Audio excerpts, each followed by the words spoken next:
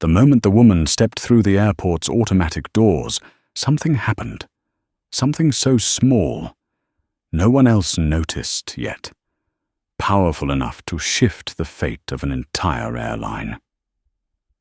A check-in agent looked at her, frowned, then gave a tiny shake of the head, as if she had just spotted someone unworthy of standing anywhere near the priority lane. A single glance, an unspoken word, a bare-faced dismissal. And in that exact moment, a storm no one could see had already begun to form. The afternoon at Chicago, O'Hare felt like a nightmare wrapped in neon light. Passengers shouted, rolling suitcases screeched across the stone floor, and the announcements over the loudspeakers crackled as if they too were exhausted by the chaos flooding the terminal. The burnt smell of over-brewed coffee mixed with the heavy scent of soggy bagels and the faint tang of jet fuel, a cocktail of odors that only a giant airport could inflict on people. In that river of bodies rushing past Dr.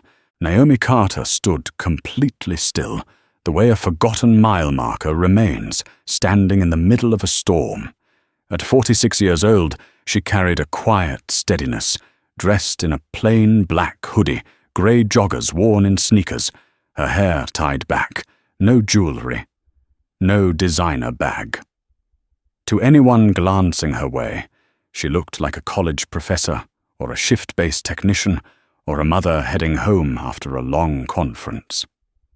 No one knew this unremarkable-looking woman was the founder and CEO of Carter Biologics, the company that controlled 70% of emergency medical specimen transport across the entire eastern United States. No one knew that a single order from her could delay life-saving surgeries nationwide. No one knew that every medical cargo flight, carrying hearts, livers, kidneys, donor tissue, or specialized cancer drugs, operated on the schedules she personally approved. They looked at her appearance and assumed they knew who she was. They knew nothing at all. Beside her stood Evan Brooks, 27 tall and lean shirt, buttoned to the collar, clutching a laptop backpack like a lifeline. Evan kept scanning the area, the young assistant jittery, not because of the crowds, but because he was still adjusting to the fact that the calm woman sipping water beside him was someone who could keep an airline CEO awake for an entire month. Flight 451 will begin pre-boarding shortly, the announcement echoed. Naomi nodded her voice, calm but firm as she said, "Let's go, Evan." To Evan, her tone sounded like a commander's order. He had seen Naomi silence 3 senior attorneys from a major insurance corporation with only 2 questions. He had watched her command the attention of an entire boardroom filled with directors from the country's largest hospitals. But that was the Naomi of the conference table, sharp, formal, authoritative. The Naomi beside him now seemed simple, quiet, almost invisible. And that was exactly what led the world to underestimate her, a mistake they would pay for dearly in just a few hours. They walked toward Gate 27B, the priority boarding area for Skylink Airlines. The priority lane was marked off with deep blue velvet ropes, occupied by a short line of business travelers tapping away on their phones. To the right stretched the economy line, a long serpent of restless children, irritated adults and frayed tempers. Naomi and Evan stepped into the priority lane. The moment Naomi reached the counter, Linda Watkins, 50 years old, her thin layer of makeup, barely hiding the fatigue of back-to-back shifts, shot Naomi a look that categorized her instantly. It was the look of someone trained to judge travelers by their shoes, their bags, their hair. 1 second was all it took. Then Linda released a voice, dripping with sweetness and quiet cruelty, the kind that comes from holding a tiny position of power for far too long. "Honey, the economy line is over there." Evan stiffened. Not because of the words, but because of how Linda said them.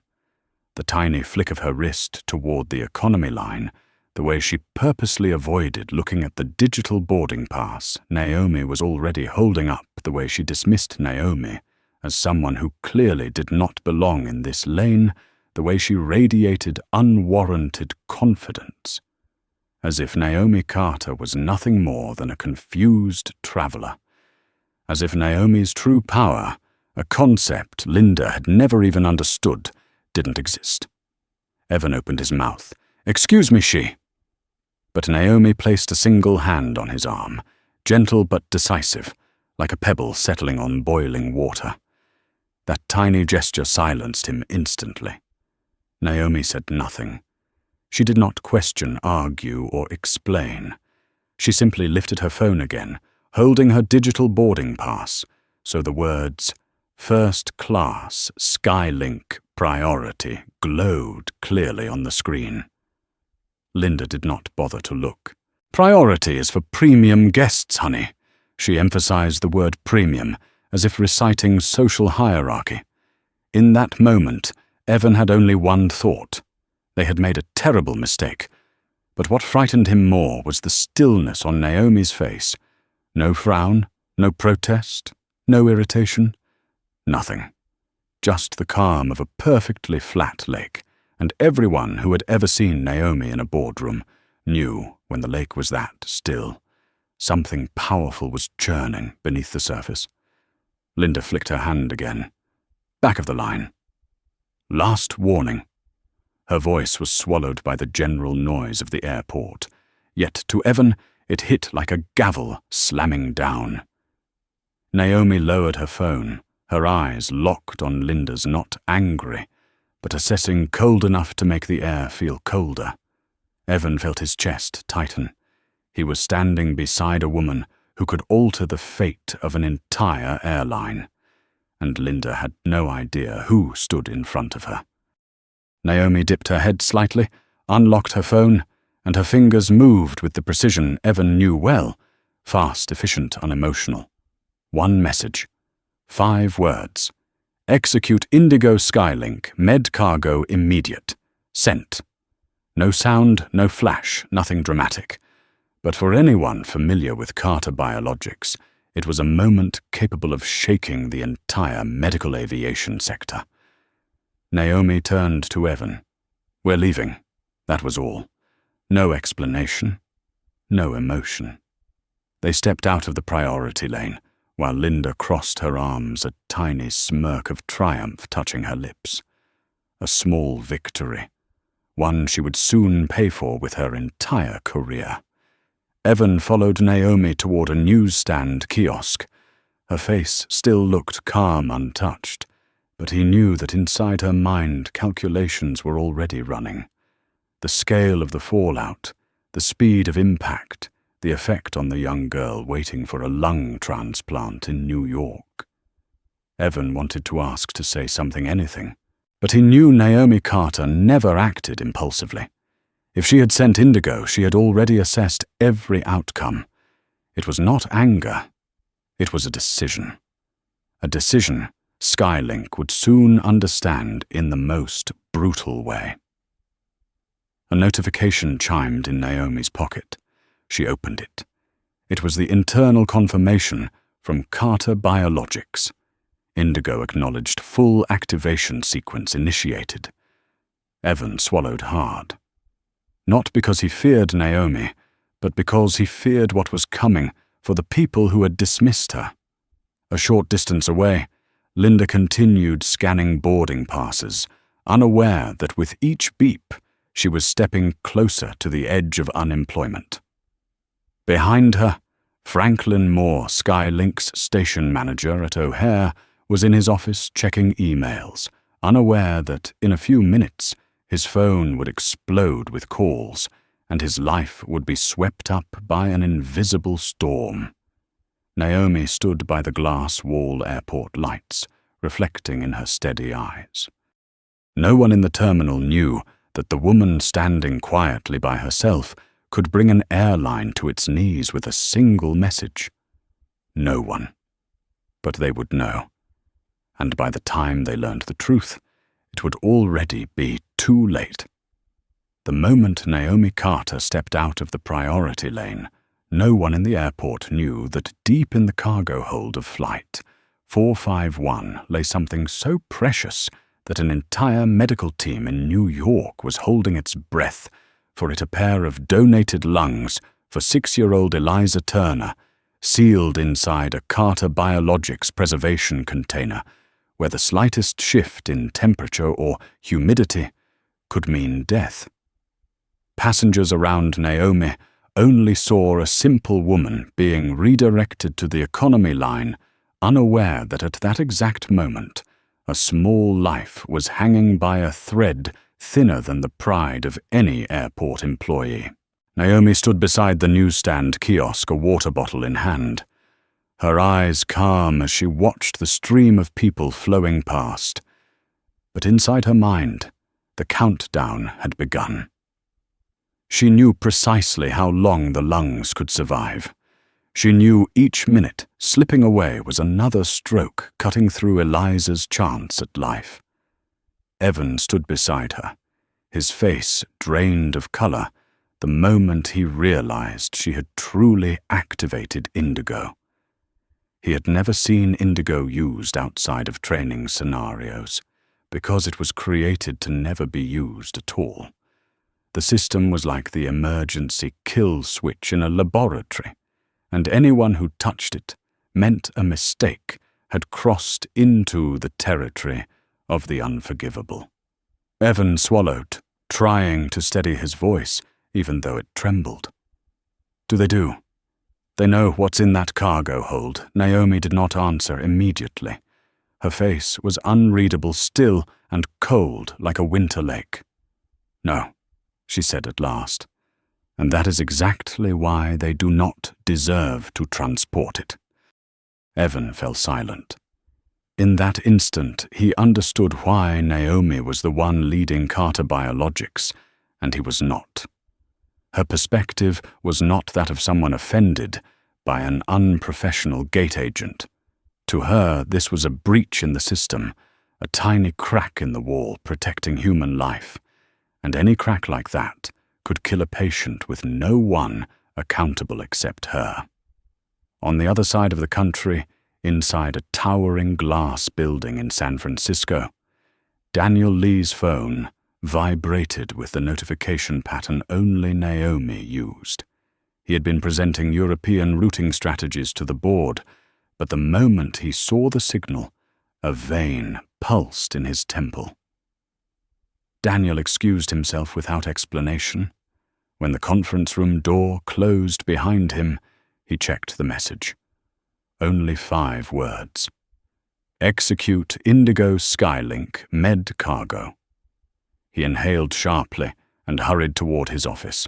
No one in that boardroom knew that in a matter of minutes, Skylink's stock price would begin plummeting like a heavy stone falling off a cliff.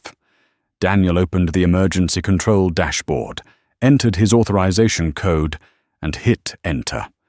Instantly, the system unleashed a pre-programmed chain reaction, withdrawing $24 million in transport fees, freezing all Skylink access to the biological specimen database, locking every scheduled shipment for the next 6 months, and delivering automated alerts to the entire Skylink executive board. The market chart lit up, the red spreading fast, like blood seeping into fabric. And Daniel exhaled slowly. He knew Naomi would only trigger Indigo if someone at Skylink had crossed the one line she never allowed anyone to cross, the line of respect for human life. Back in Chicago, inside the small frosted glass office behind Gate 27B, Franklin Moore was sipping lukewarm coffee when the alerts exploded across his computer screen. Franklin had worked in airports for more than 20 years and had seen almost every possible crisis: unruly passengers, violent outbursts, complete system blackouts. But what he was seeing now made cold sweat slide down his spine. A bright red email subject line, immediate termination, Carter Biologics contract. Franklin stammered as he called headquarters, and when the deputy operations director finally answered, his voice sounded like someone caught in the middle of a storm. "Frank, this started at your gate. Someone from Carter Biologics was there. Someone just got insulted. Franklin nearly dropped the phone. Who did that?" "Find out." Franklin sprinted toward the boarding area, and the moment he saw Naomi standing calmly near the window, not yelling, not arguing, simply observing the world like someone waiting for the result of an equation, he knew at once this was the spark. This was the beginning of the storm. But what made his skin prickle was not Naomi's presence. It was her silence. Harmless people always try to explain. Powerful people never need to. Meanwhile, in the cargo hold, the lung preservation container continued its steady vibrations, its temperature control system humming rhythmically. The green indicator light blinked in a slow cycle like the faint heartbeat of Eliza, fading with each passing second. If anyone had been standing next to the unit, they would have heard the soft, steady breath of the cooling system, like a tiny creature fighting to survive. No one knew that what trembled inside that hold was more important than every suitcase on that aircraft combined. No one knew, and that was the problem. Linda Watkins, the woman who had pushed Naomi toward the economy line, continued her work with a tired smile forced into politeness. "Next boarding pass, please. Have a nice flight. Enjoy your trip." To Linda, it was just another long day, another endless line of travelers. A job of repetition, automatic greetings. And that was what made the situation dangerous. Great disasters often begin with people who believe they are simply doing their job correctly. Linda had no idea that each beep of the scanner was taking her closer to losing everything. No idea that her casual honey had become a slap across the dignity of a woman with more influence than the CEO of the airline she worked for. Naomi checked the time, then gazed out toward the runway.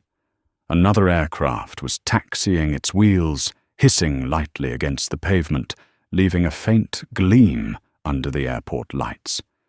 She thought of Eliza.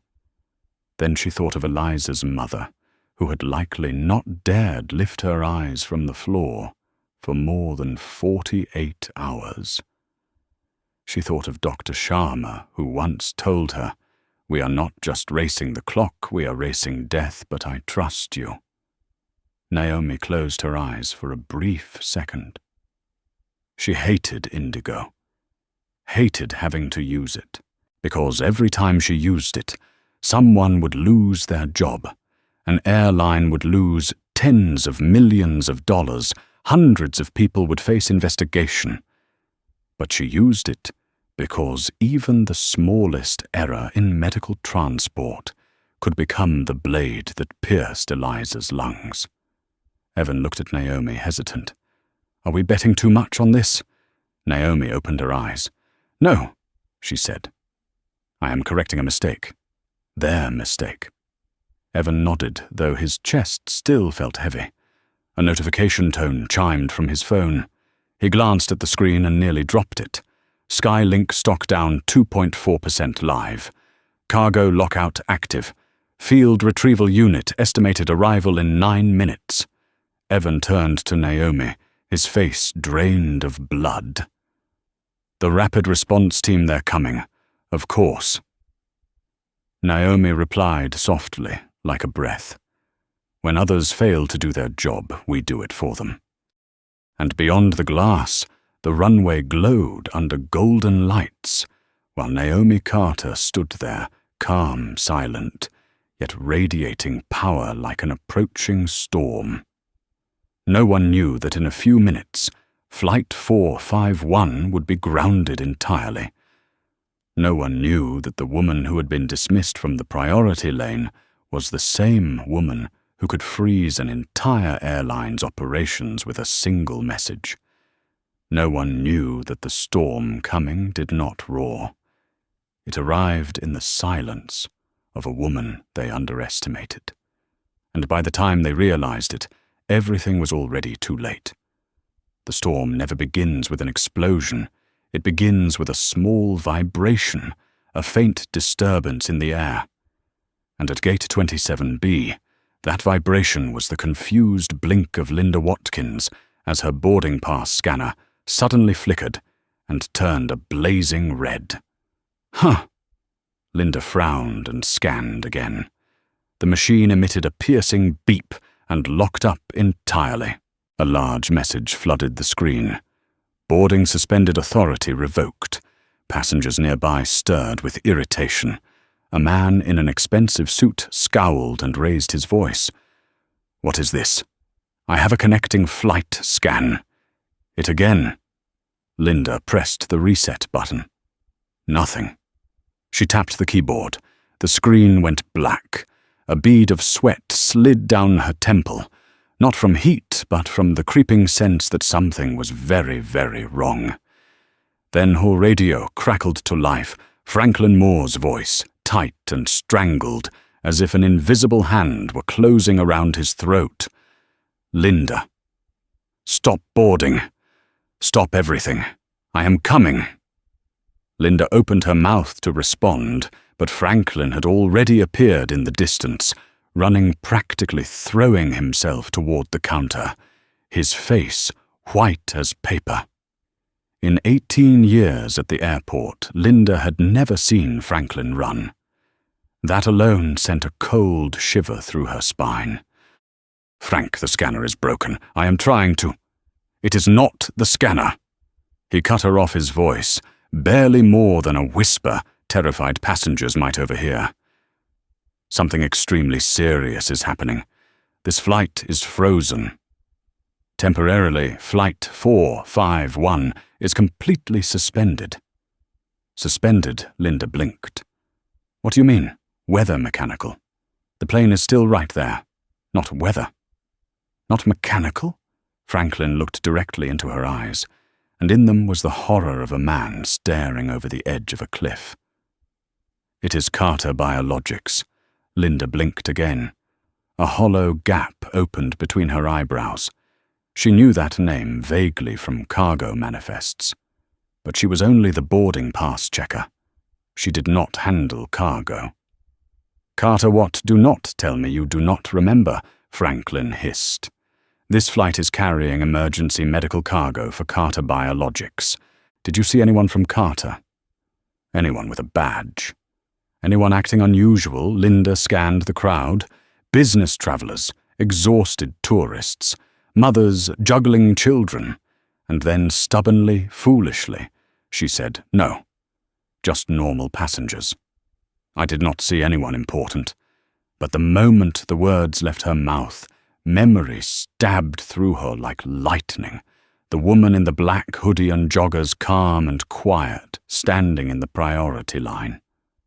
A face Linda had not bothered to look at for even half a second, a boarding pass. She had not even scanned a woman she had shoved toward the economy line with a single honey.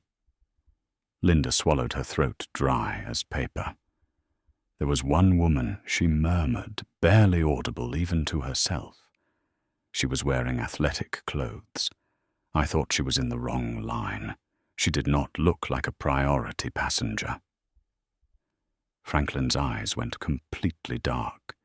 His expression hardened, stripped of every trace of humanity. "You kicked someone out of priority." Linda nodded weakly. She did not look. "Not look," Franklin repeated. "Not look." Each word dropped like a stone. "You kicked the CEO of Carter Biologics out of the priority line." Linda felt as if someone had slapped her across the face. The air around her thickened. "What CEO? No. She cannot be." She was wearing joggers. Franklin only stared at her. And in that silence, Linda understood her career had just ended.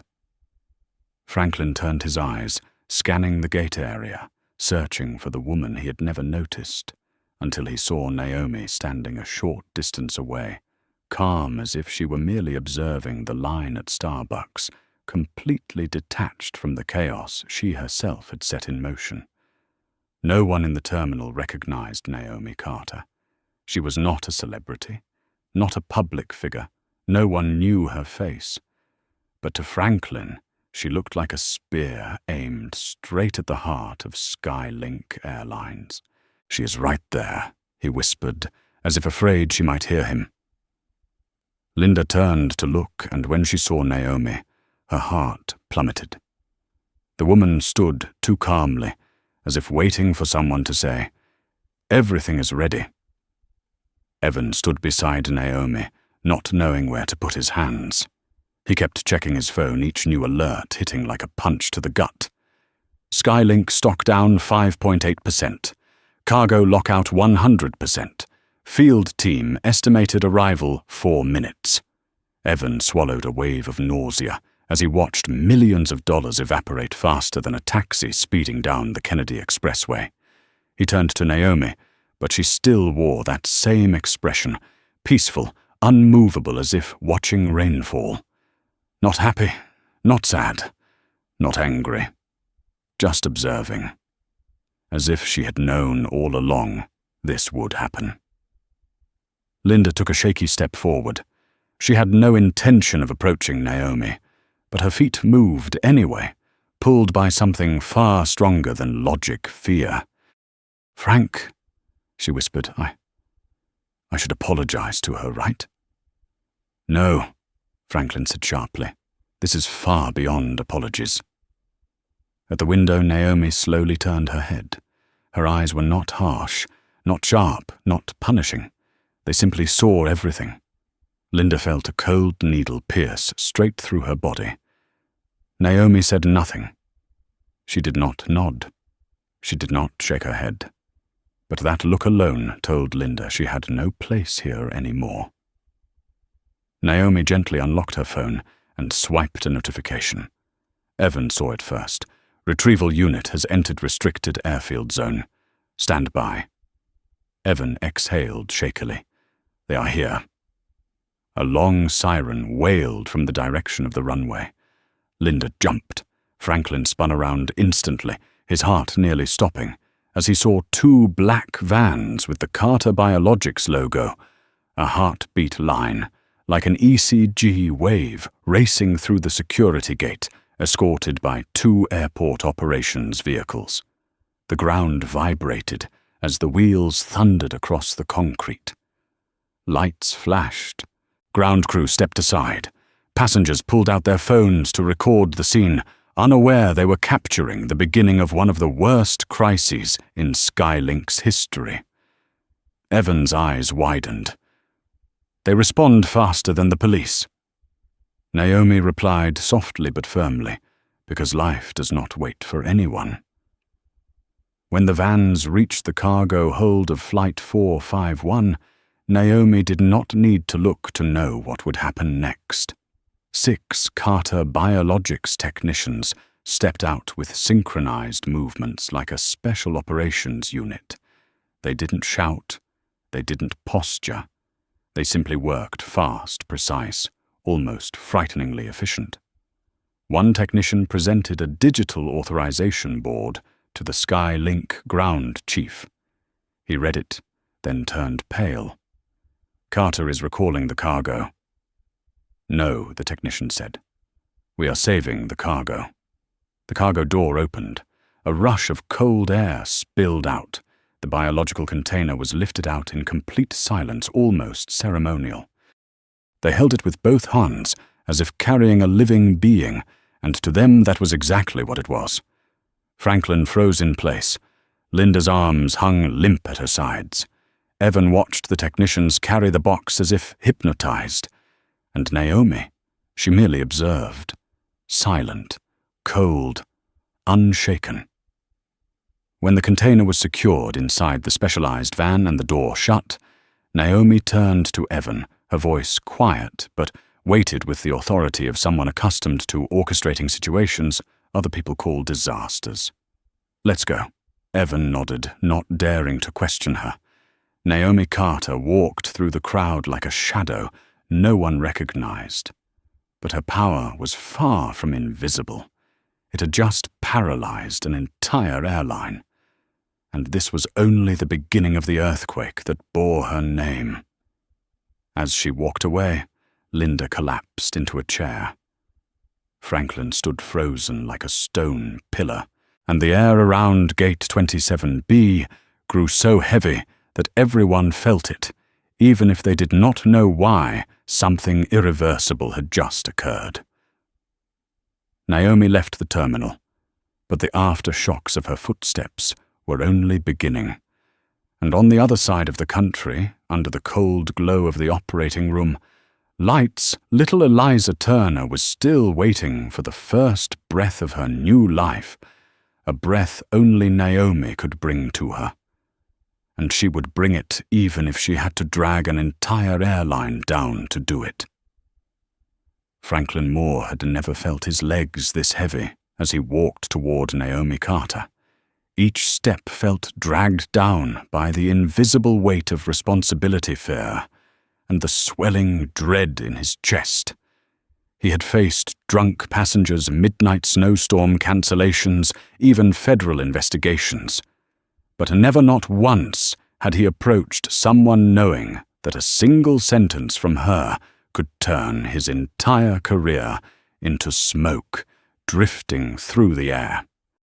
Naomi stood by the glass window, the runway lights casting a faint glow across her face, making her appear as though she did not belong to this chaotic world at all, but belonged instead to another realm, the realm of people whose decisions carried human lives on their fingertips. Evan stood beside her with both hands gripping his backpack, straps his face pulled tight like a stretched wire.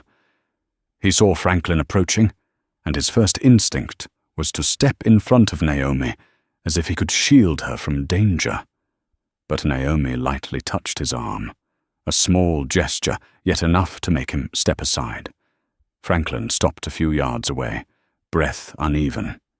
He did not dare come closer, did not dare meet Naomi's eyes immediately. When he finally gathered the last scraps of courage he had left, he spoke. "Dr. Carter." Naomi turned. Her eyes were deep and cold, like a still lake, yet beneath that stillness was a force capable of swallowing an entire storm. "Yes," she answered, her voice soft but unmistakably clear. Franklin inhaled deeply, so deeply his chest felt ready to burst. "I am Franklin Moore, station manager for Skylink here at O'Hare." He practically pushed each word out of his dry throat. "I came to apologize for what happened at the gate." Naomi looked at him. No expression, no nod, no polite smile, just a look. And that look made Franklin want to step back. "An incident," Naomi said quietly. "You think this is an incident?" Franklin felt his spine freeze. He knew he had used the wrong word. Very wrong. I mean a mistake. A serious mistake. "My employee. She—" He glanced at Linda, who was standing only a few steps away, with a face pale as chalk, looking like someone awaiting a death sentence. She behaved inappropriately. "I assure you her actions do not reflect," Naomi cut in her voice, calm but sharp as a thin blade. "Do not reflect what Franklin stammered. Do not reflect our company culture."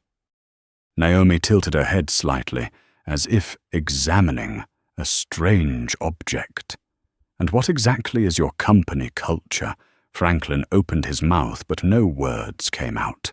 Naomi continued her voice, slow, each sentence pressing him deeper into a corner.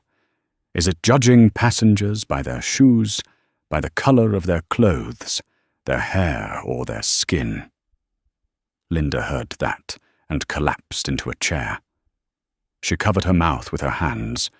but tears still forced their way through her fingers. Franklin swallowed hard, feeling his throat scrape like sandpaper. "Dr. Carter, please. We are truly sorry. We will get you on the flight immediately. We will fire the employee responsible. We will compensate you. A lifetime first-class pass. A financial settlement. We will do anything to fix it." Naomi interrupted again. "You think this can be fixed with a first-class ticket?" Franklin did not answer. He could not. Naomi took a step toward him. Not threatening. Not towering, but the air around Franklin suddenly felt heavier, like the entire room had collapsed onto his shoulders. "Mr. Moore," she said, "do you know what is inside the cargo hold of this flight?" Franklin nodded awkwardly. "Yes, I was just briefed. An emergency transport, a donated lung." Naomi stared directly into his eyes. A set of lungs with 4 hours left in the safe window. A surgery prepared since midnight. A surgeon waiting in New York. A child waiting to breathe. And you entrusted her life to someone who did not respect a passenger enough to look at a boarding pass. Franklin felt as if he had been shoved into a pit of ice. Naomi did not stop. Carter Biologics is not transporting cargo.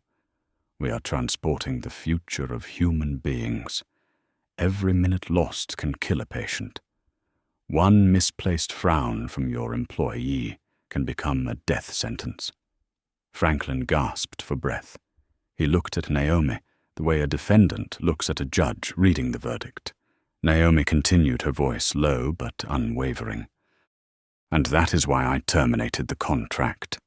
Franklin blurted out, "No, please, Dr. Carter. You misunderstand. This was an individual mistake." Not Naomi's gaze pinned him in place. If your system allows an individual mistake to endanger a patient, then it is the system that is flawed. Franklin could not move. It felt like some invisible gravity held him where he stood. Naomi lowered her voice even further, just enough for him to hear. "The contract has been terminated at the highest level. It cannot be reversed. It cannot be negotiated." Franklin felt his chest collapse inward. "Dr. Carter, when you say that, you mean Naomi did not let him finish. Skylink will never transport a single biological specimen for Carter Biologics again." A small sound came from behind them. Linda Watkins had begun to cry.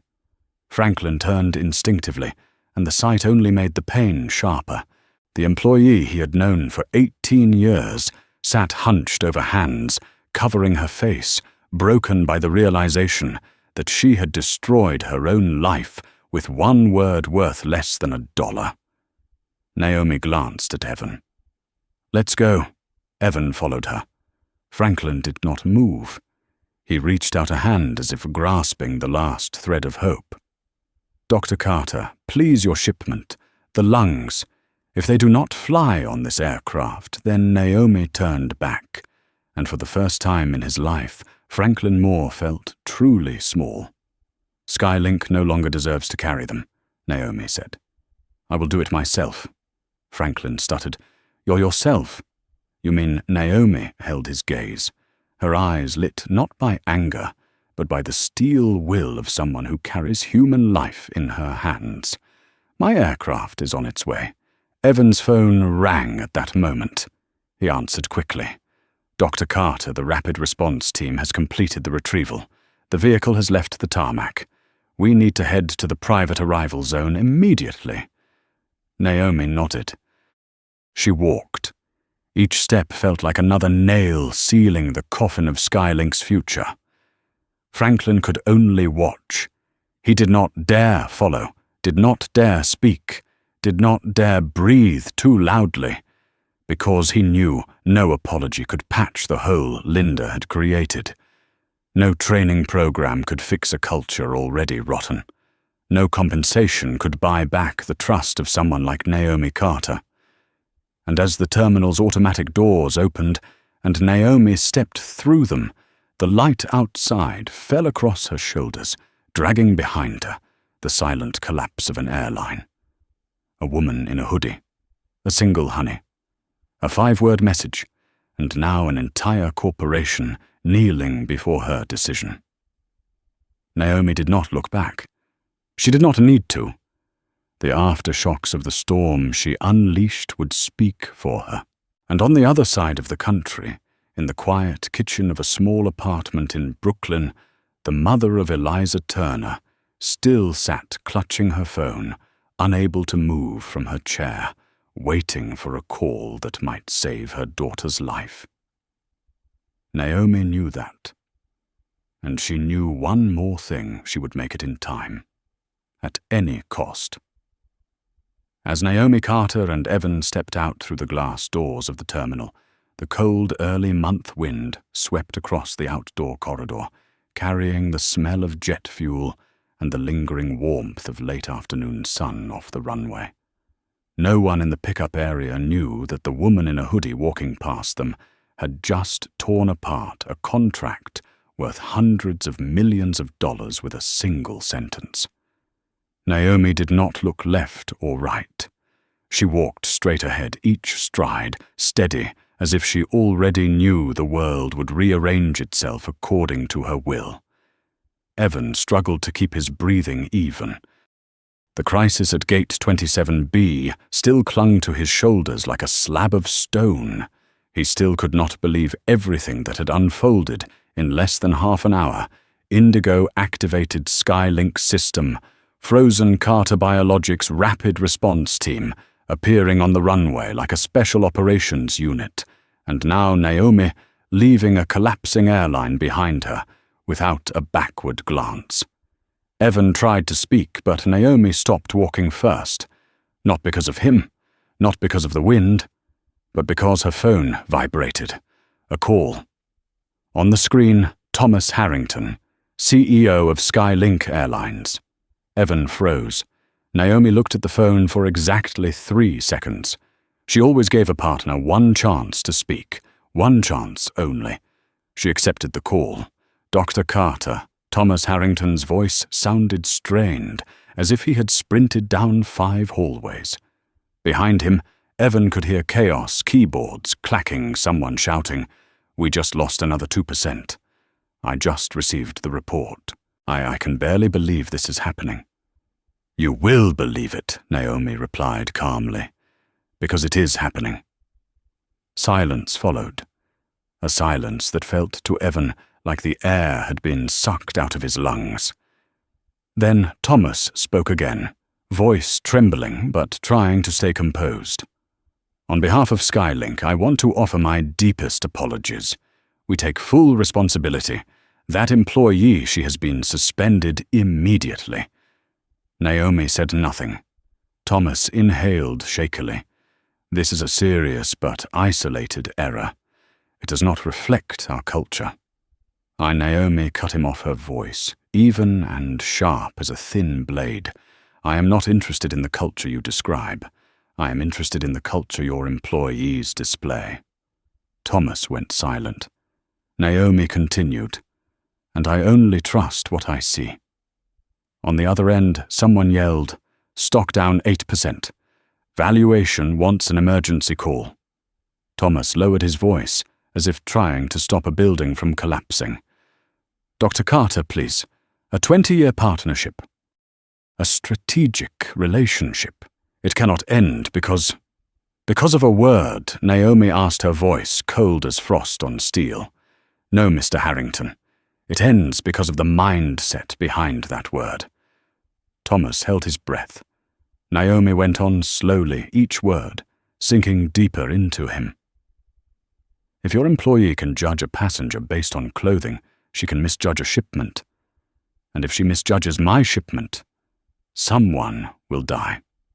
Thomas spoke quickly, desperation bleeding through every syllable. "We can fix this. We will fix it. I am begging you, give us a chance to correct this." Naomi looked toward the distant runway lights, blinking red and green in the dusk. "I do not want a promise. I want trust, and you cannot buy it back." Thomas swallowed hard, reaching for any lifeline left. "Then what can we do? Anything you need. Any amount of compensation." "I will retrain every employee," Naomi replied. "You cannot repair culture in one night." Thomas's voice cracked like something inside him had begun to break. "Dr. Carter, at least allow Skylink to complete the current transport. Let us take the lungs to New York. All we ask is a chance to make this right." Naomi closed her eyes for a single second. 1 second was enough to clear all the noise. Enough for Evan to realize she had just made her final decision. "No," she said. "Skylink has lost the right to touch that life." Thomas choked out, "Dear God, you are putting the entire surgery at risk." Naomi opened her eyes, her voice forged in steel. "No, Mr. Harrington. Your failure put it at risk. I am correcting your failure." Silence. Absolute silence. Evan thought the call had ended, but Naomi was not finished. "My aircraft will arrive in 40 minutes. The retrieval team has collected the cargo. The surgery will proceed as planned." Thomas whispered, "Your aircraft, I do not entrust a patient's survival to an airline that does not respect its passengers." Evan stared at Naomi as if watching a storm split the ocean in half. Thomas tried one more time, voice unraveling. "Dr. Carter, please. Just one chance, one meeting, one review. Something." Naomi looked toward the pickup lane. A black SUV from Carter Biologics had just turned into the entrance, its headlights casting a long beam across the pavement. "The chance was given," she said softly. "But your employee told me to stand in the economy line." Thomas could no longer speak. There were no words left that could save him. And Naomi ended the call with a single sentence that made even Evan shiver and made the COO of Skylink fall silent. "No one is allowed to disrespect my patients. No one." Naomi hung up. The final tone sounded like the closing of a coffin lid. Evan stood, motionless, heart pounding. "Dr. Carter," he whispered. "You know Skylink will collapse because of this," Naomi answered without looking at him. "Not because of me, because of themselves." The SUV pulled up in front of them. The driver stepped out and opened the door.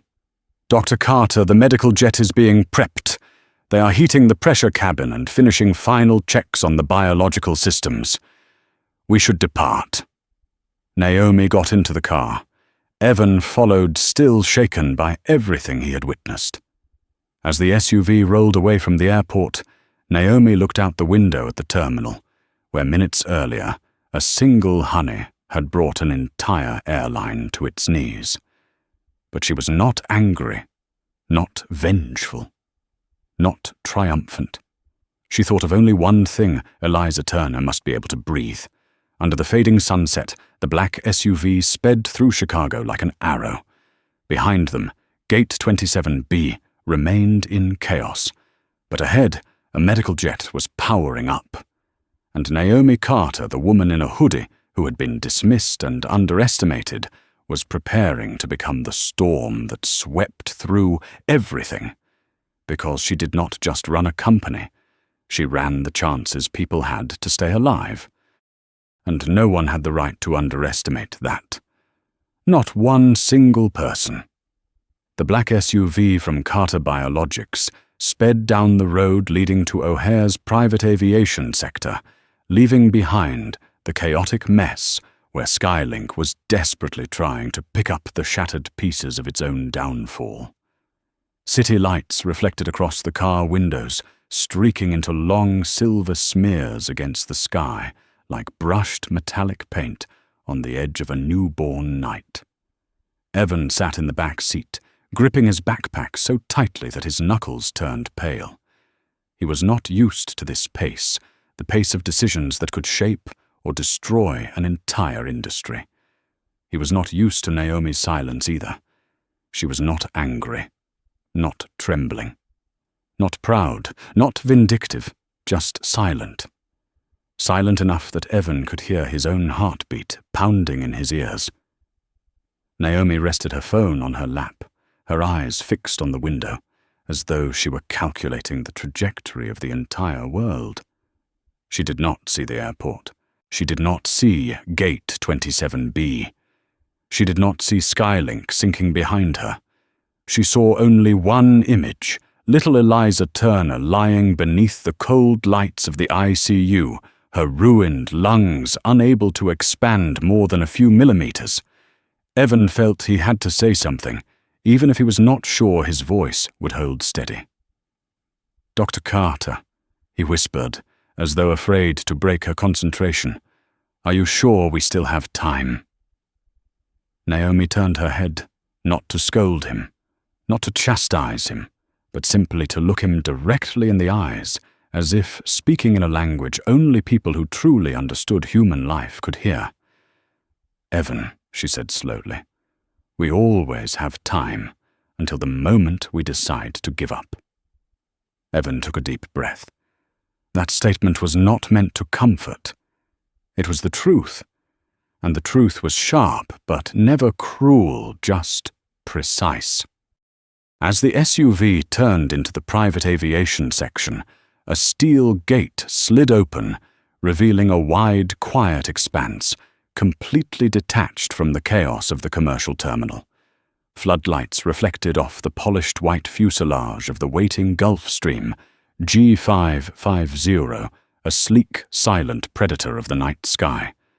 Along its side was the Carter Biologics emblem, a heartbeat line curving into a medical pulse. Evan's throat tightened.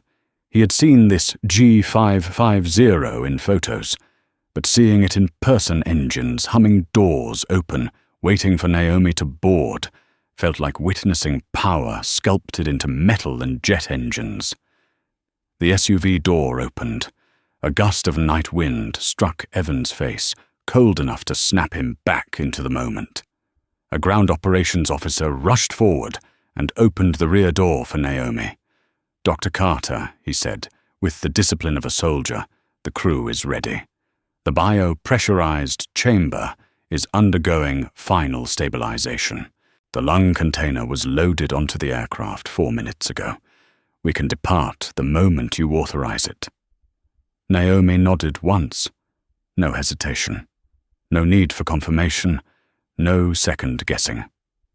She stepped out of the SUV and walked toward the aircraft stairs with a calm but resolute pace, like someone who had done this hundreds of times. Evan followed awestruck, almost feeling small beside her. When Naomi placed her foot on the first step, her phone buzzed again. A message from Daniel Lee. Estimated surgical prep time 2 hours 14 minutes.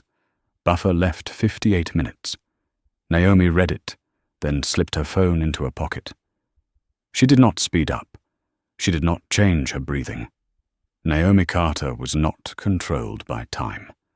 She controlled time. Inside the cabin, warm, golden lighting washed over the spacious interior, designed not for luxury, but for efficiency. Folding work tables, rotating chairs, integrated computers, real-time data screens, and at the back, behind a sealed door, the biological control chamber, where technician Marcus monitored every metric of the lung container as if he were holding his own heart in his hands. Temperature steady, Marcus reported as Naomi entered.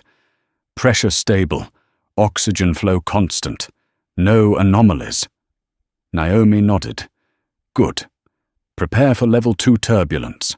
Has the pilot been briefed? Yes, ma'am. He will avoid storm zones and take the lower altitude route to reduce pressure fluctuation on the container. Perfect.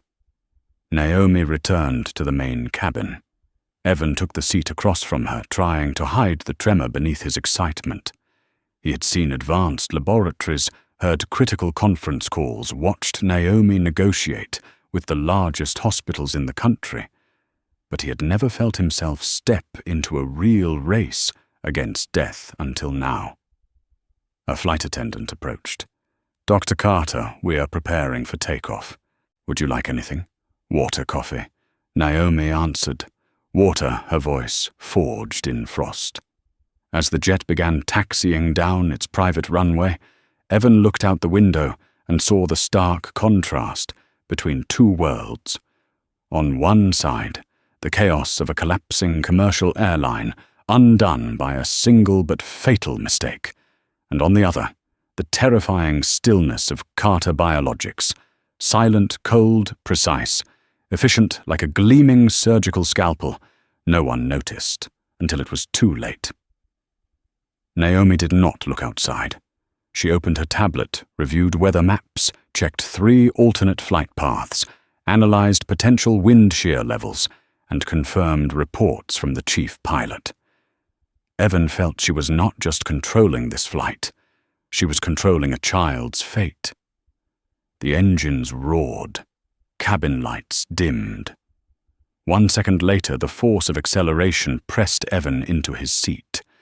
The G550 shot into the night sky like a silver arrow.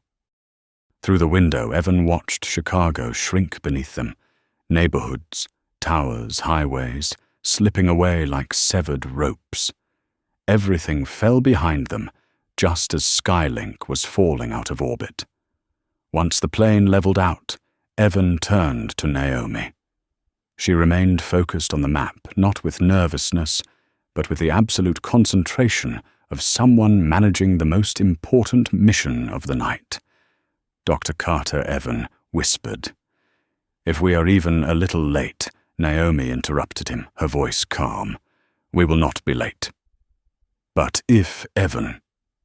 Naomi looked directly at him. Her eyes were 2 still centers of gravity amid the storm. Being late is not an option.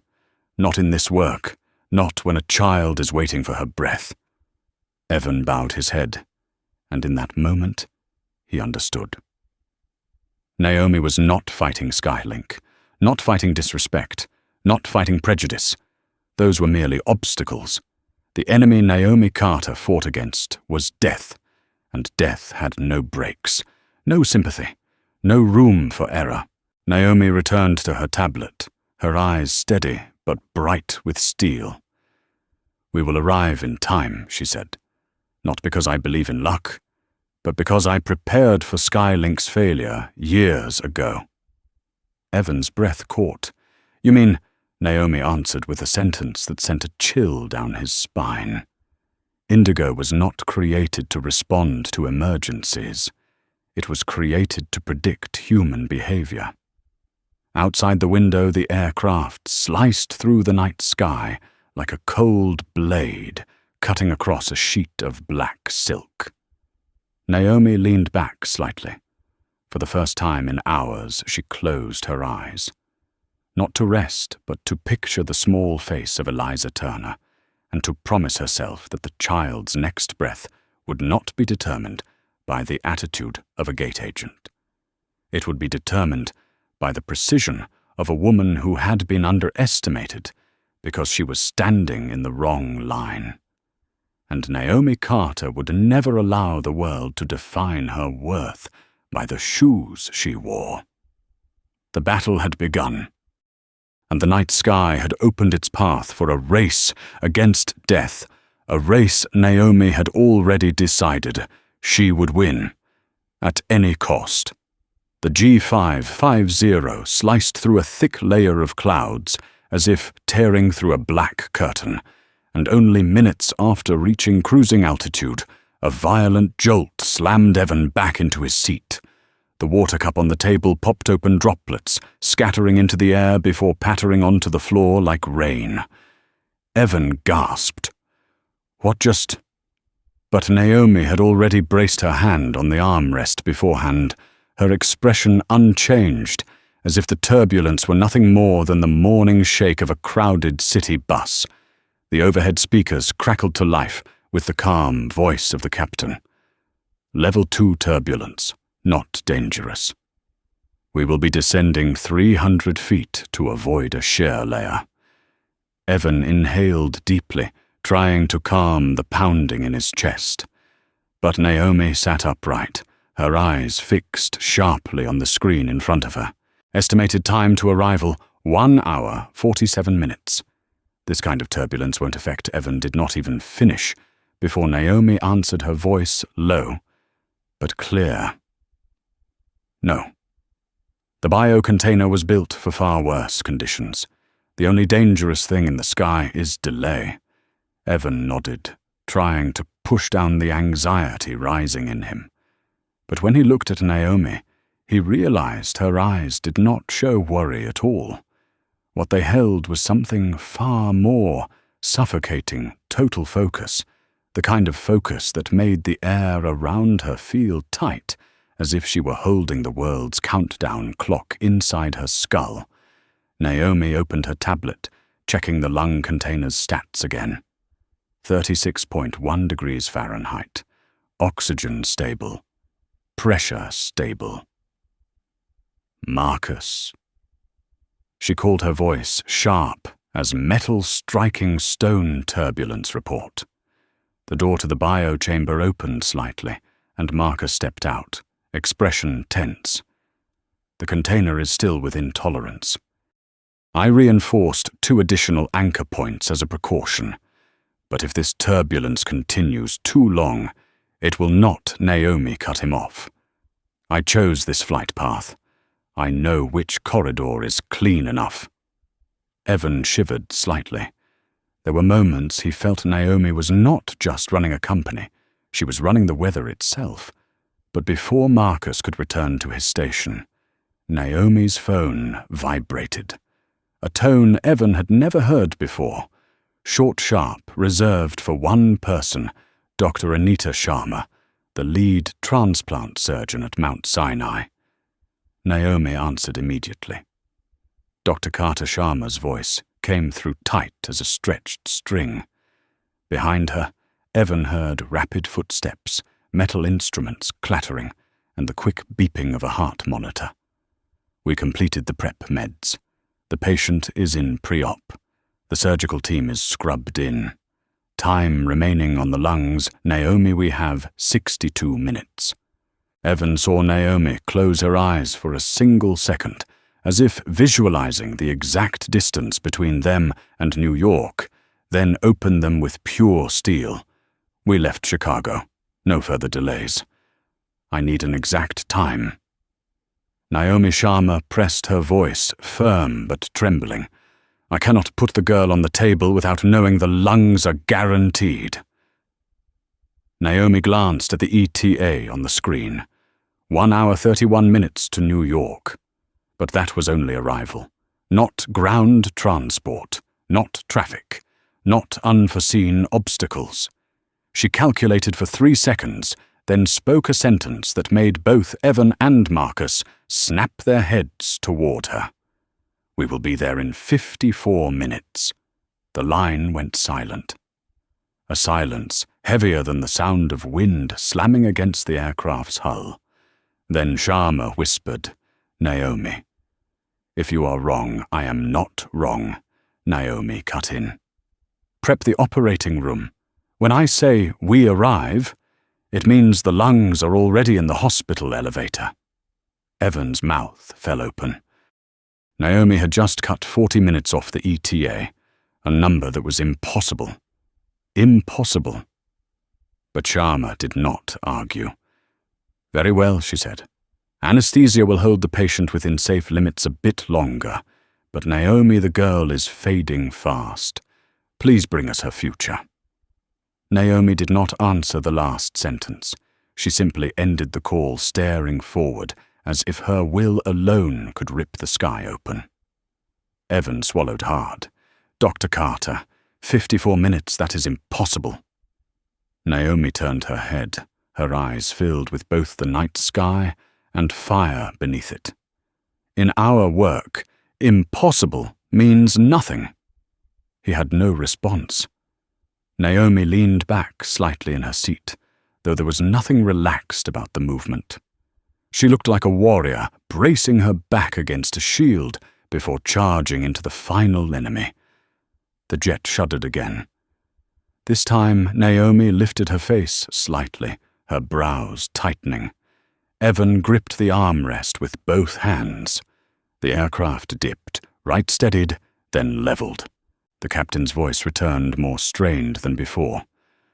"We are avoiding an unexpected, strong wind front, but I will try to shorten our path." Naomi hit the intercom button, her voice sharp and commanding.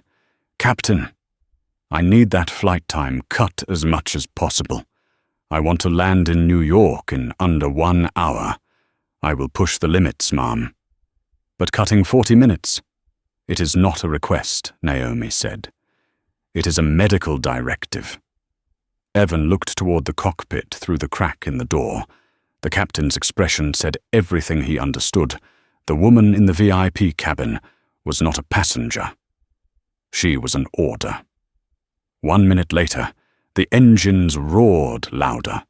The G550 tilted slightly, accelerating harder, tearing into thicker clouds as if punching through them with its nose. Naomi stared out the window, her expression no longer calm, but locked into absolute concentration. She was holding someone else's life in her hands, and she knew it. Evan felt his stomach knot as he watched the countdown. 60 minutes. 59. 58. Turbulence shook the cabin. Naomi did not move. In the back, Marcus monitored the container eyes, glued to shifting numbers, ready for the worst. Evan felt his heartbeat, sinking with the engines, with the vibration of the cabin, everything becoming one suffocating orchestra. He glanced at Naomi. She gazed into the night sky, her eyes so deep he could not tell what she was thinking, fear, worry, or battle. Then he realized it was not fear, not worry. It was pure resolve. Because Naomi Carter did not need the world to treat her kindly. She only needed the world not to stand in her way when she was trying to save a child. The sky jolted again, harder. Evan gripped his seat. Naomi remained still as stone, and the G550 drove faster, deeper into the night, a predator chasing the fragile thread of a little girl's next breath. Beneath the simple fabric of her hoodie, Naomi closed her eyes for 1 second. Just one. A silent vow to Eliza Turner, waiting in New York, "You will breathe. I promise."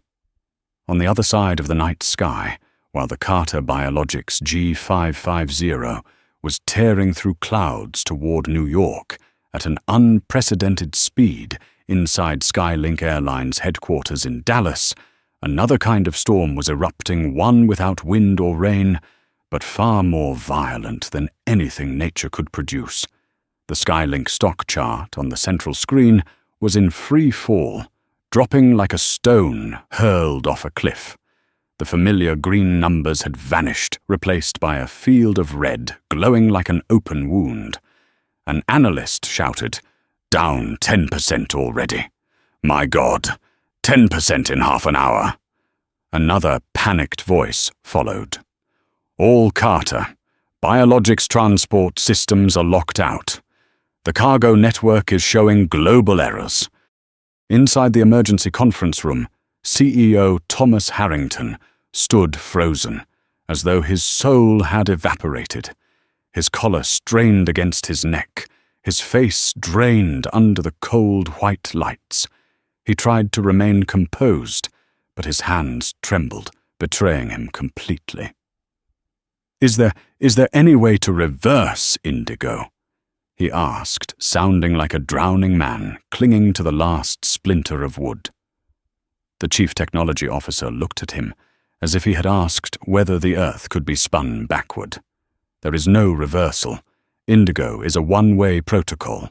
Once Carter activates it, it cannot be undone." But we apologized. I apologized. Dr. Carter is no longer responding, an employee whispered, as if confessing a crime. Her phone has switched to non-receiving mode. Thomas shut his eyes, jaw clenched. In that moment, he understood he had lost something that could never be purchased again: trust. And that trust had been shattered by a single honey. But the worst had not happened yet. So someone from the market desk, stuttered voice thin with dread. Rumor is Carter Biologics is moving all medical transport to a new partner. A deadly silence filled the room. If that rumor was true, Skylink had not only lost a multi-million-dollar contract, they had lost their foothold in the industry, their market confidence, their core revenue artery. Thomas slammed his hand on the table. All of this because one employee of mine, but an older director with silver hair, cut him off, voice sharp as a blade. Not because of one employee, because our system allowed that employee to exist. The room went completely still. No one could add another word. The red line on the screen bled downward like a wound refusing to close. Meanwhile, thousands of miles away, Naomi Carter sat inside the G550's cabin. Evan watched her like she was orchestrating the fate of two worlds at once, a child waiting for lungs, and an airline sinking under its own arrogance. The cabin lights cast a warm glow across Naomi's face, making her look both soft and razor-sharp, sculpted from composure and iron will. A message came through from the cockpit. "Dr. Carter, we will begin descent in 8 minutes. New York has opened priority airspace for us." Naomi nodded slightly, her eyes, never leaving the ETA, ticking downward like grains of sand slipping through an hourglass. 55 minutes, 54 minutes, 53. Evan stared at her, then at the numbers, then back at her. How could Skylink let this happen?" he asked, his voice cracking. Naomi turned her eyes deep as mountain stone with fire burning behind it. "Not this," she said. "This is only the result of what Naomi inhaled as if gathering years of watching the world fail to learn. Complacency." Evan blinked. She continued, voice low and deliberate. "When a company believes customers need them more than they need customers, their culture begins to rot.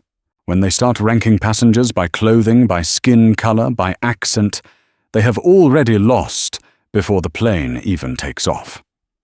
Evan absorbed every word, each carving itself into his mind, like etched stone. Naomi did not look back at the ETA screen. She did not need to. She could feel every second burning inside her like a clock beneath her skin. But Evan could not hold back his fear.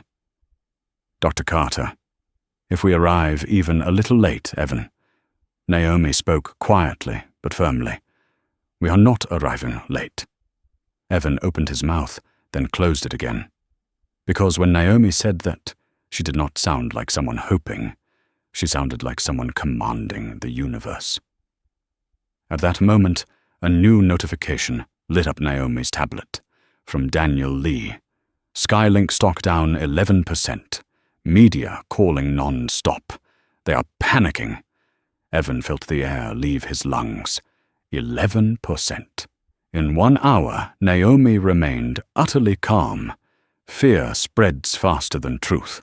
Evan swallowed. "And you are not afraid," Naomi stared into the darkness outside the window, a sky so black it looked carved out of ink. "I am afraid of only one thing." Evan held his breath. Naomi's voice softened low and heavy, like waves at midnight. "Failure to protect the ones who need protection the most." A chill ran down Evan's spine. Failure not in business, not in negotiation, but failure to save a life. If that was Naomi Carter's only fear, then Evan understood why she was terrifying to corporations and vital to humanity. The aircraft dipped lower, trembling slightly as it cut through thin air. Cabin lights flickered. Evan checked the countdown.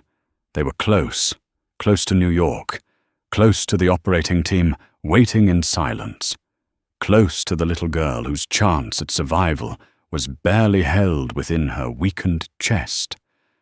But something in the cabin air shifted, heavier, tighter. Because both Evan and Marcus knew the final stretch was the most merciless. 1 minute late could mean a life lost. Naomi felt that shift too. She spoke softly, but her voice carried the force of a river and the inevitability of a waterfall. Prepare. From this moment on, no one is allowed a single mistake. Evan exhaled shakily. In the distance, the first lights of New York appeared golden dots scattered across the horizon like a fallen strip of the Milky Way. Anita Sharma was waiting somewhere beneath those lights, and Eliza Turner waiting for a miracle carried by a woman once told to stand in the economy line. Naomi slowly closed her eyes, letting herself have one final second of stillness before the true storm began upon landing. She whispered just loud enough for Evan to hear. 48 minutes left. We will save her. And the G550 shot across the eastern sky, carrying that promise like a silver arrow slicing through the darkness toward the last remaining hope waiting on the ground. As the golden lights of New York began to wash over the aircraft like streaks of falling stars, the captain's voice crackled through the intercom, tight enough that it sounded as though he himself was holding his breath. Prepare for descent. Priority air corridor is open. Estimated landing in 12 minutes. Naomi did not lift her gaze from the ETA screen, but her eyes narrowed. Evan felt the shift in her expression, not worry, but a sharpness so focused it seemed she was bending time through sheer force of will. The cabin jolted again, harder this time, yanking Evan halfway out of his seat before the belt caught him. The interior lights flickered, reflecting off the polished metal of the biocontrol unit. Naomi did not look at Evan. She simply said, "This is the hardest part." Evan swallowed. Landing, no. Naomi replied, her voice soft but powerful, like a drawn blade. Getting the lungs to the hospital.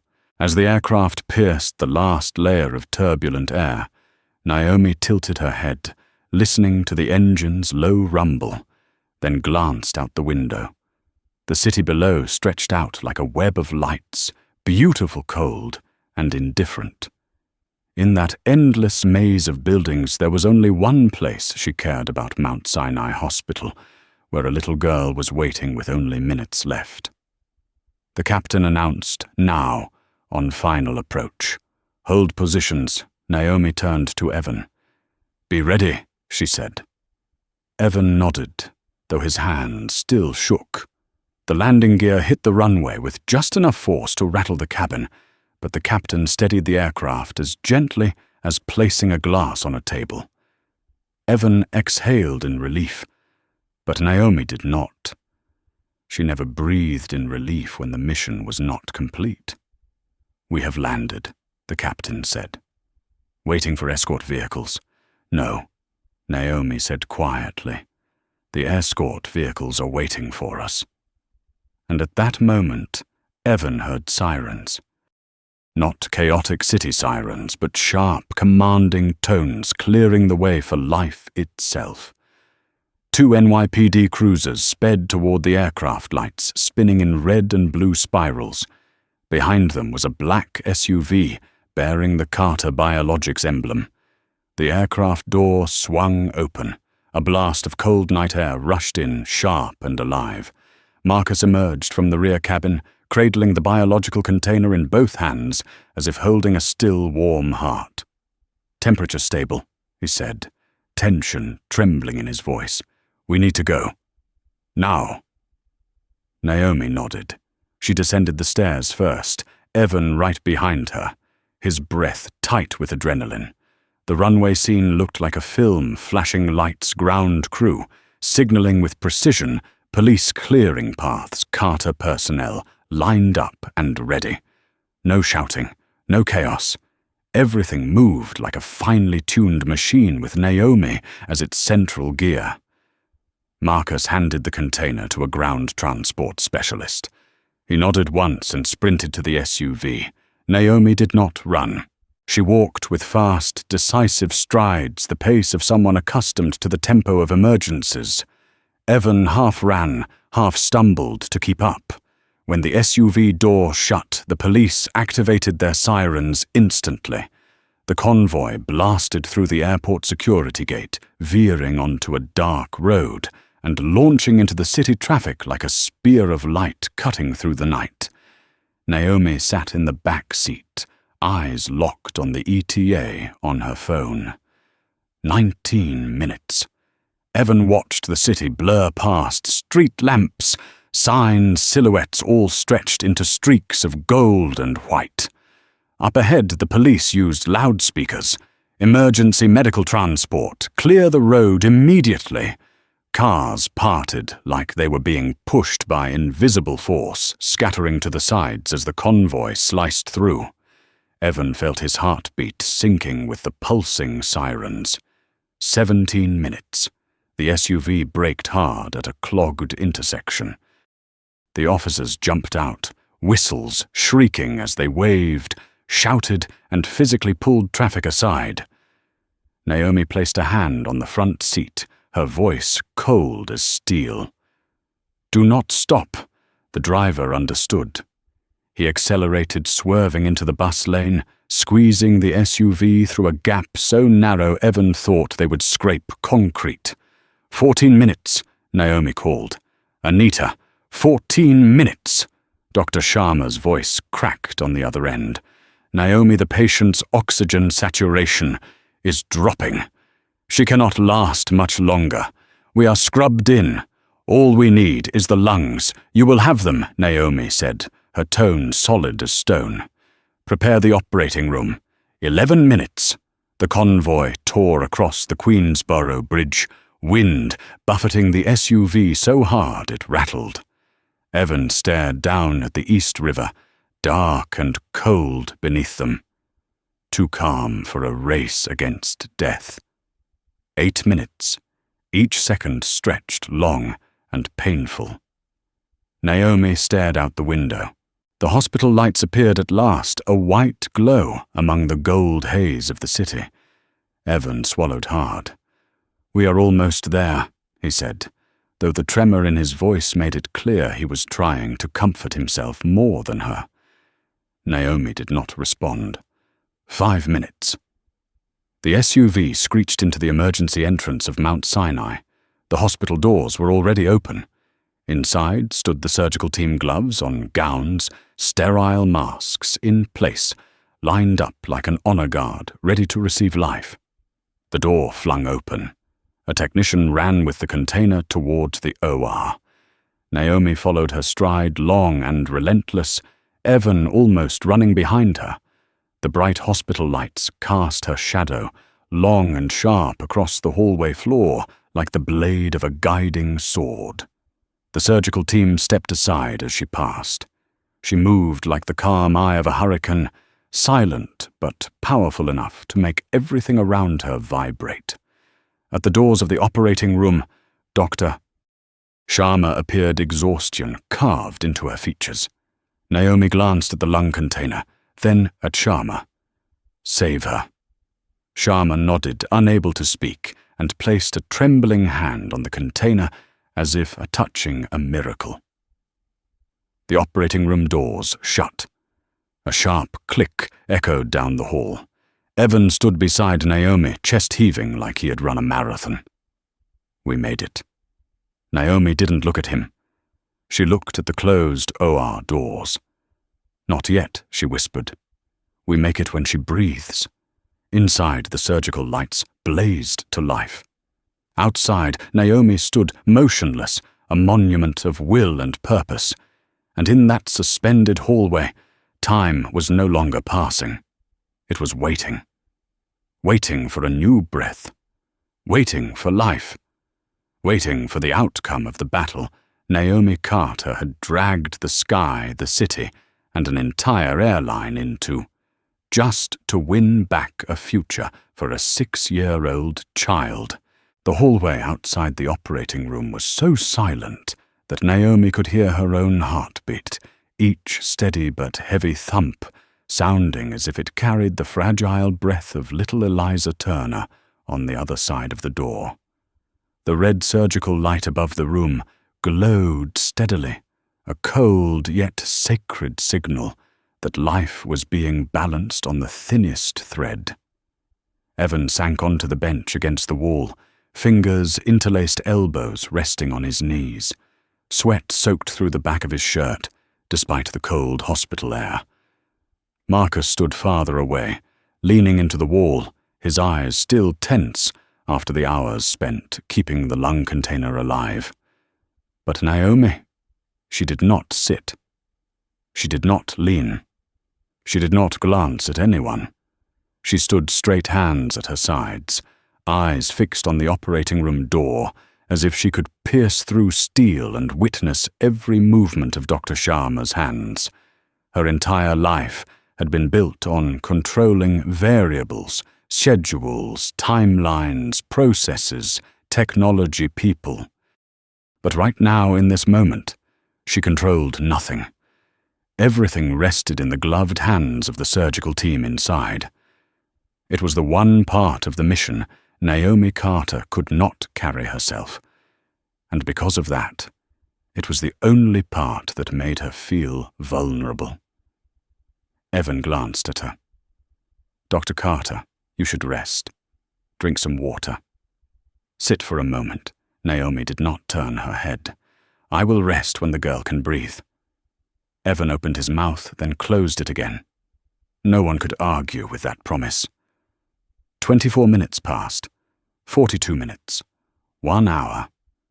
Time began to distort for Evan, stretching and folding, heavy with worry, pressing like a stone in his gut. Naomi had not moved even a centimeter. Then suddenly the phone in her pocket vibrated. One vibration, brief and steady, not urgent, not fragmented. A signal Naomi had heard thousands of times in her career, but this time it was not a warning, not a request, not a problem. It was an answer. Naomi pulled the phone from her pocket. The screen light illuminated her face, carving her features into something delicate but iron strong. A message from Daniel Lee. The first 3 words made her world stop. "She is breathing." Evan shot up from the bench.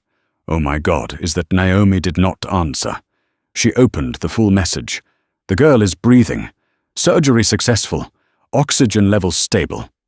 Dr. Sharma says thank you." In that moment, Naomi closed her eyes. Not to cry, not to celebrate, but to finally release the tension that had been wound tight in her chest for hours. Her exhale was long and deep, as if she had just lowered a massive stone into the depths of the ocean. Evan watched her, seeing for the first time her shoulders drop slightly, as though the weight of an entire world had finally lifted.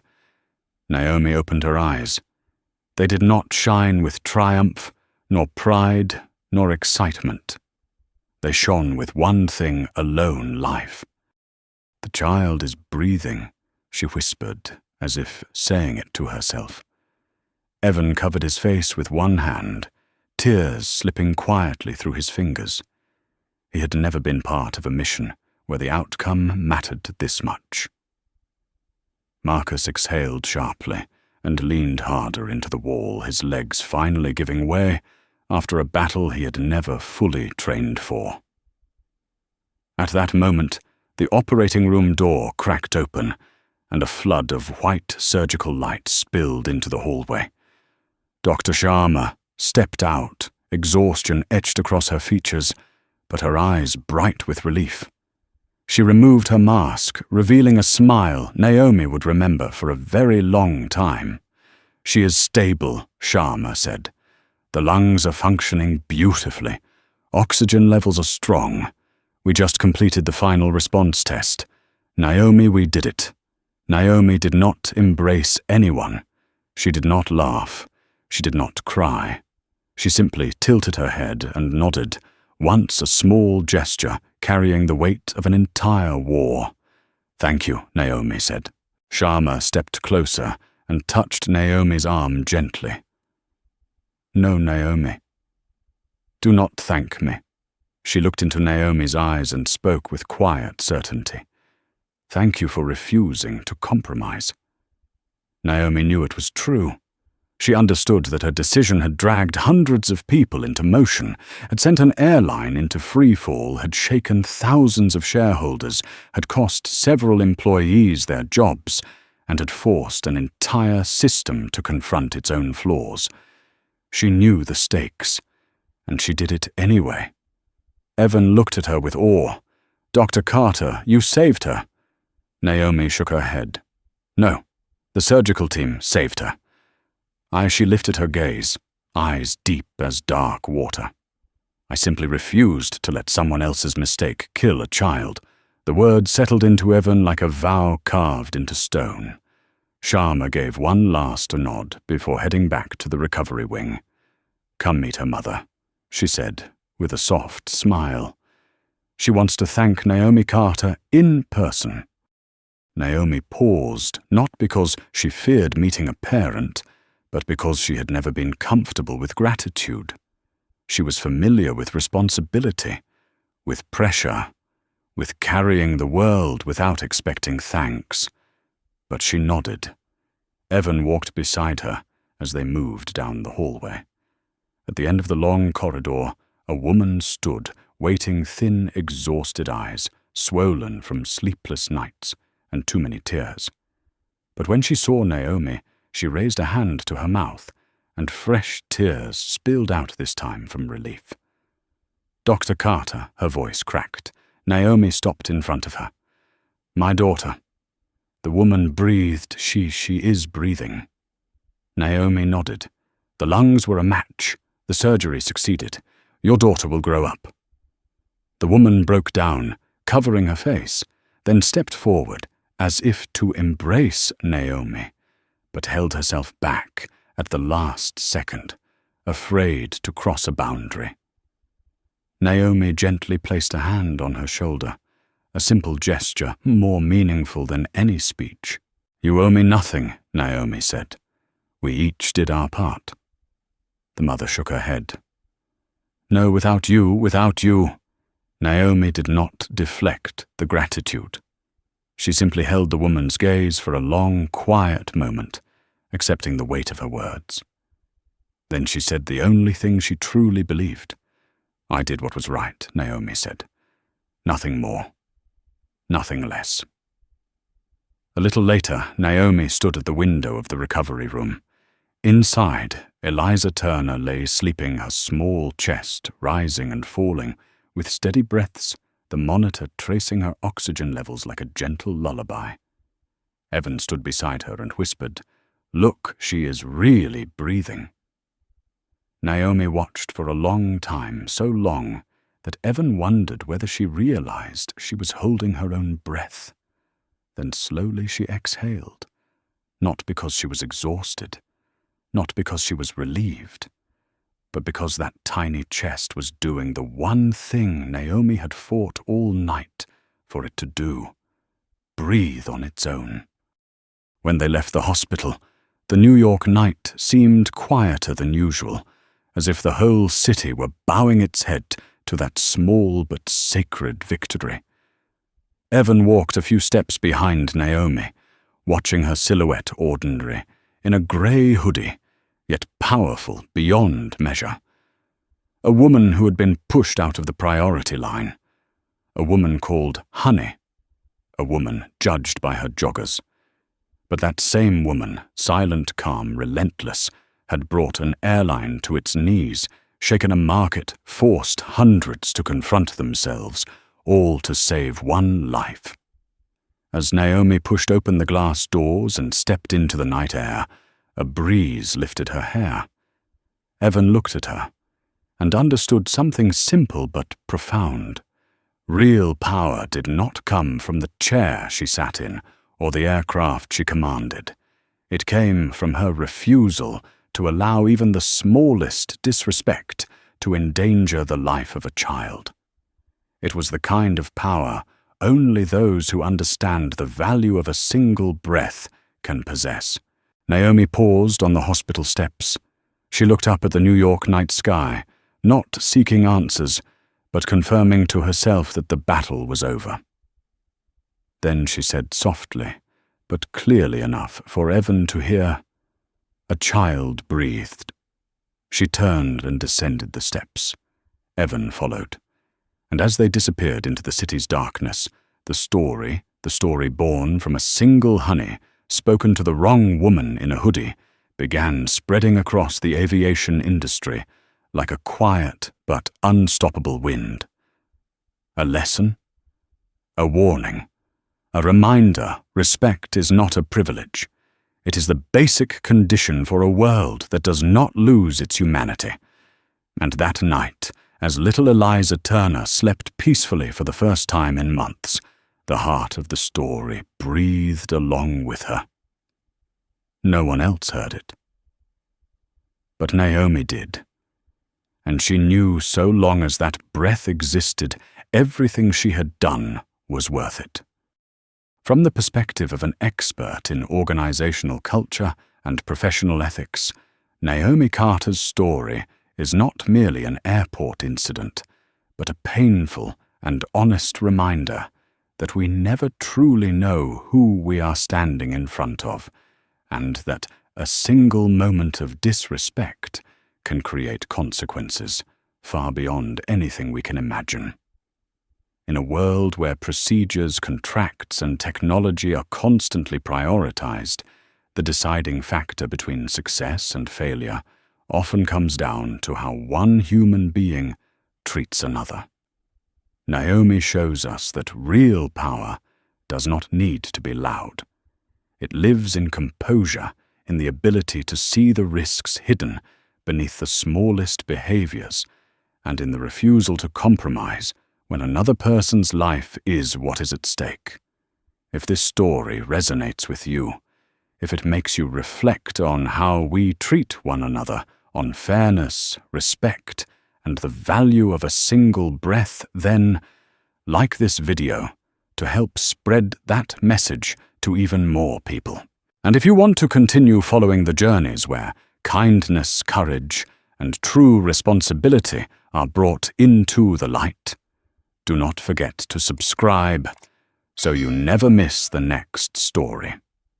Before you go, leave a comment with the phrase "respect first" as a reminder that every system, every organization, and every right decision begins with exactly that.